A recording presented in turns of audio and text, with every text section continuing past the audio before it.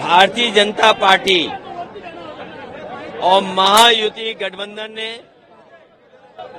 महाराष्ट्र की जनता को महादुखी किया है और जो स्मारक और प्रतिमा में घपले घोटाले देखे, यहाँ पर जो मैंने सड़कें देखी हैं, महाराष्ट्र में भ्रष्टाचार नहीं महाभ्रष्टाचार चल रहा है। इन सब का जवाब इस बार जनता देने जा रही है और महाराष्ट्र की सरकार, महायुति की सरकार, ये जनता के चुने हुए वोटों से सरकार नहीं बनी है। ये हत्याई हुई सरकार है। दबाव बना के, खोखा दे करके और लोगों को डरा करके सरकार बनी है। लोगों की जांच करके, लोगों को डरा करके, खोखा दे करके ये सरकार इन्होंने बनाई है। महाराष्ट्र की सरकार तो जाएगी जाएगी बीजेपी की, महाराष्ट्र के साथ दिल्ली की सरकार भी नहीं बचेगी। दिल्ली की सरकार भी जाने का काम होगा, क्योंकि दिल्ली की भी सरकार पूरे सहयोग और समर्थन वाली सरकार नहीं है। इसलिए महाराष्ट्र का ऐतिहासिक चुनाव होने जा रहा है। समाजवादी पार्टी का संगठन है। हमारी पार्टी के प्रदेश के अध्यक्ष अबू आसिम आजमी साहब पहले से विधायक रहेंगे, राज्यसभा मेंबर रहे हैं। हमारी पार्टी का रईस एक विधायक है, 2 विधायक हैं हमारे। और जहां जहां संगठन है, और आज हम इरशाद जागीरदार के कार्यक्रम में शामिल हुए हैं, ये लगातार जनता की सेवा कर रहे हैं, काम कर रहे हैं। हमें उम्मीद है कि हमारी पार्टी ने जो सीटें मांगी हैं, उन सीटों को शामिल होकर के हम लोग चुनाव लड़ेंगे। सर, सीटों का बंटवारा नहीं हुआ है। कितनी सीटें मांगी गई है? आपने पांच अनाउंसमेंट कर दिए, 5 कैंडिडेट के अनाउंसमेंट ये अनाउंसमेंट इसलिए किया है कि यहाँ पर यही अच्छा काम कर रहे हैं। कम से कम हमारी पार्टी के लोगों की ताकत तो दिखाई दे। कल कोई बात हो कि पता लगे कि आपकी पार्टी नहीं है। जब चुनाव घोषित हुआ है, हमारी पार्टी मैदान में है और इस बार किसी तरह की देरी हम लोग नहीं करना चाहते हैं। चुनाव की तारीख हुई, चुनाव प्रचार में और जनता के बीच में हम लोग हैं। हरियाणा की गलती हमें नहीं दोहरानी है। हरियाणा में जो हारे हैं उन्हें गलती नहीं दोहरानी है। और क्योंकि भारतीय जनता पार्टी बहुत ही होशियार पार्टी है, हरियाणा हारी हुई जगह पर उन्होंने सरकार बना ली।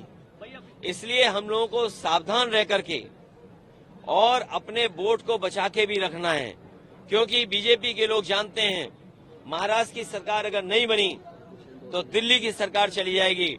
और महाराष्ट्र की सरकार इसलिए नहीं बनेगी क्योंकि महाराष्ट्र में लोग रोजगार और नौकरी करते थे।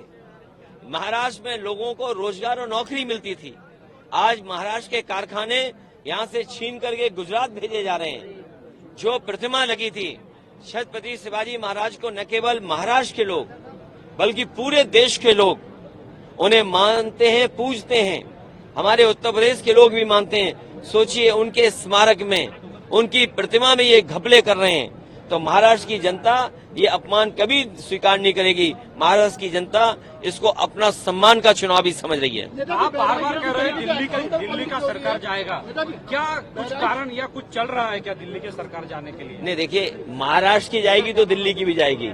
जैसे महाराष्ट्र की सरकार इन्होंने हत्या ली, खोखे से डरा करके और संस्थाओं से दबाव बनवा करके, तो जब महाराष्ट्र की जाएगी और दिल्ली की भी सरकार, इनकी अपनी सरकार नहीं है, वो भी सहयोगी सरकार है।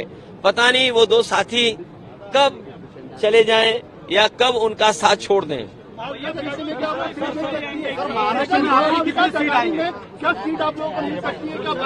महाविकास आघाड़ी में एमवीए में समाजवादी पार्टी ने 12 सीटें मांगी हैं।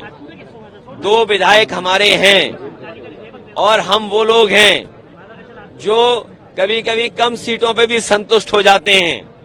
कम से कम सम्मान की तरह जिस तरीके से समाजवादी लोग यहाँ तैयारी कर रहे हैं, इरशाद हैं। कल हम लोग मालेगांव थे, क्या ऐतिहासिक कार्यक्रम था। बारिश के बाद भी लोग हटे नहीं, गए नहीं। तो ऐसे तमाम सीटें हैं जिनकी जानकारी हमने दे दी। जहां पार्टी मजबूत है उनकी सीटें भी हमने घोषित कर दी। और एक बात मैं बताना चाहता हूं, मुझे तो ये बताया जाता था कि सबसे अच्छी सड़क महाराष्ट्र की है।